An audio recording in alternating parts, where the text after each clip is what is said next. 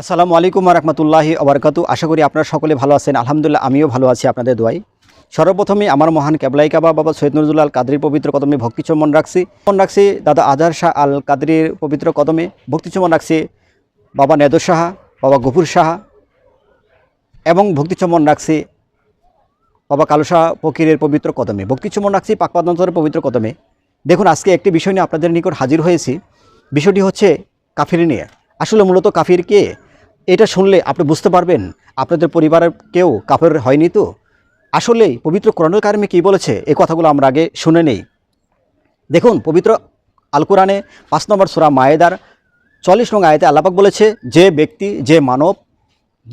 যে মানব আমার বিধান সমূহে নিজেকে বিচার করে না। কি বলেছে? যে ব্যক্তি আমার পবিত্র কোরআনের আয়াতসমূহ অনুযায়ী নিজেকে বিচার করে না, এই বিধান অমান্য করে যে আমার বিধানে চলে না, সে লোক তো পূর্ণ কাফের। এবার শুনুন, তাহলে আল্লাহ তাআলার বিধান কি? ধরুন আমি মিথ্যা কথা বলতেছি, তাহলে বিধানটা অমান্য করা হলো। যে মিথ্যা বলল সেও কাফির হয়ে গেল। ধরুন আমি একটি মুদির দোকান বা কোনো ব্যবসা বাণিজ্য, কোনো ব্যবসার দোকান করে বসেছি, একটা ব্যবসা প্রতিষ্ঠানে আমি মিথ্যা বলে ক্রয় বিক্রয় করতেছি, তাহলে ধরে নিতে পারেন আপনিও নিজে কাফের হয়ে গেছেন। ধরে নিতে পারেন আপনি কোনো গ্রাহককে ওজনে কম দিয়েছেন, তাহলে আপনি কাফের। এখন আপনি যদি কারো প্রতি রাগান্বিত হয়ে থাকেন, অন্যায়ভাবে কারো প্রতি রাগ হয়ে থাকে, আল্লাহ পাক বলছে এই বিধানের বাইরে কেউ রাগ করতে পারবে না। তাহলে যদি আপনি অন্যায়ভাবে কারো প্রতি রাগান্বিত হন, তাহলে আপনি কাফের। তাহলে পাশাপাশি দেখুন, 6টি রিপু যার ভিতর আছে সেও কাফর পরিণত আল কোরআনে বলে। সূরা মায়েদার 44 নং আয়াতের অনুযায়ী যদি আমরা বিচার করতে চলি, তাহলে আমাদের লোভ লালসা, অহংকার, মোহমায়া, যৌনতা, মিথ্যা, রাগ, এই 6টি রিপু থেকে আমাদের অবশ্যই বাঁচতে হবে। এখন দেখুন, আমরা অফিস আদালতে বসে ঘুষ খাচ্ছি, তাহলে আবার 5 ওয়াক্ত নামাজ পড়ছি, ইবাদতবন্দি করছি, তাহলে কি তার নামাজ হচ্ছে না? সে যদি কোরআনের একটি আয়াত অমান্য করে সে পরিপূর্ণ কাফের। যদি আপনি ঘুষ খান, তাহলে আপনার জন্য ইবাদতের প্রয়োজন নেই, কারণ আপনার ইবাদত কবুল হবে না। আপনি মিথ্যা যদি কথা বলার আপনার অভ্যাস থাকে, তাহলে অবশ্যই আপনার ইবাদত আপনার জন্য না, কারণ কোরআনুল কারিমে আপনাকে ইবাদত করতে বলেনি। আল্লাহ তাআলা বলেছেন যে বিশ্বাস স্থাপনকারী তাকে ইবাদত বন্দেগী করতে বলছেন, আমল করতে বলছেন, আল্লাহর বিধান তাকে মানতে বলেছেন। এখন আপনি মিথ্যা বলছেন, হারাম খাচ্ছেন, হালাল খাচ্ছেন না, ঘুষ খাচ্ছেন, চুরি করছেন, ডাকাতি করতেছেন, মানুষের হক মেরে খাচ্ছেন, অন্যায় অবিচারে ডুবে আছেন, পাপ কাজে লিপ্ত আছেন, নেশাগ্রস্ত ডুবে আছেন, আল্লাহকে ভুলে গেছেন, তাহলে আপনার জন্য ইবাদত বন্দেগী নয়।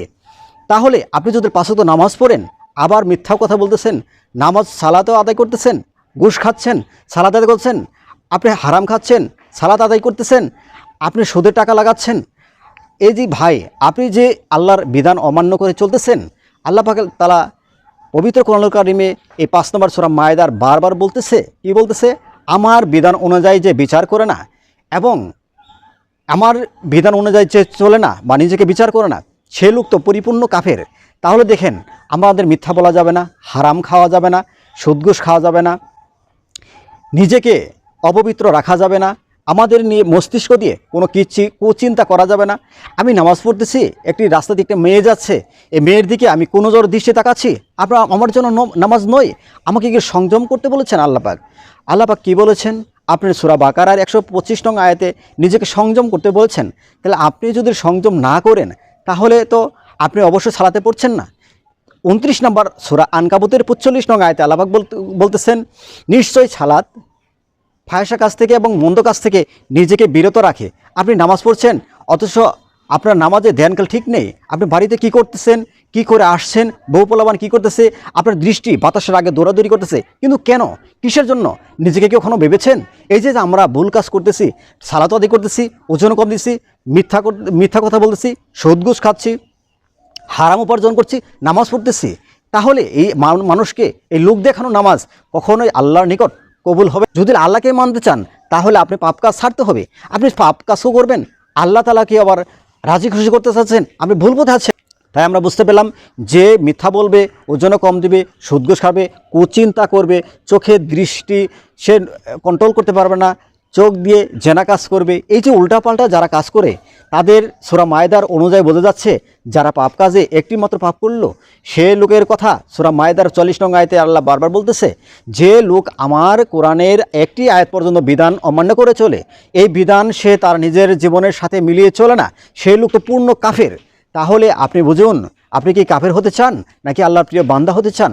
আপনি শেষ নবীর উম্মত হতে, আল্লাহ রাসূলের শেষ উম্মত হতে, আল্লাহ তাআলার প্রিয় বান্দা হিসেবে থাকতে, মুমিন মুসলমান থাকতে অবশ্যই আল্লাহ তাআলার সকল নিয়ম মানন মেনে চলার জন্য আমাদের সকলকে আল্লাহ তাআলা হেদায়েত দান করুক। আশা করি আপনি বুঝতে পেরেছেন। আর আরেকটি কথা আপনাদের বলতে চাই, আপনি নামাজ পড়ছেন, আপনি ধ্যানকাল ঠিক পারতেছেন না, নিজেকে ফাহিশের কাছ থেকে রক্ষা করতে পারছেন না, এ সকল জন্য আপনি একজন কামেল মুকামিল একজন মুর্শিদের একজন মহাসাধকের ব্যক্তির নিকট সহবতে অবশ্যই আপনাকে বসা প্রয়োজন। হেলাই ফেলাই আপনার জীবন নষ্ট না করে একটি দিন আপনি একটি ভালো কামেল লোকের সাথে 5 মিনিট 10 মিনিট বসুন, আশা করি আপনি লাভবান হবেন, কোনো ক্ষতি হবে না। আশা করি বুঝতে পেরেছেন। পৃথিবীর সমস্ত মুমিন মুসলমানদের শুভকামনা রেখে কালুসা বাবার দরবারে সকলের পবিত্র কদমে এবং আমার দয়ালের পবিত্র কদমে ভক্তি চুম্বন রেখে রাখছি। আসসালামু আলাইকুম ওয়া রাহমাতুল্লাহি ওয়া বারাকাতুহু।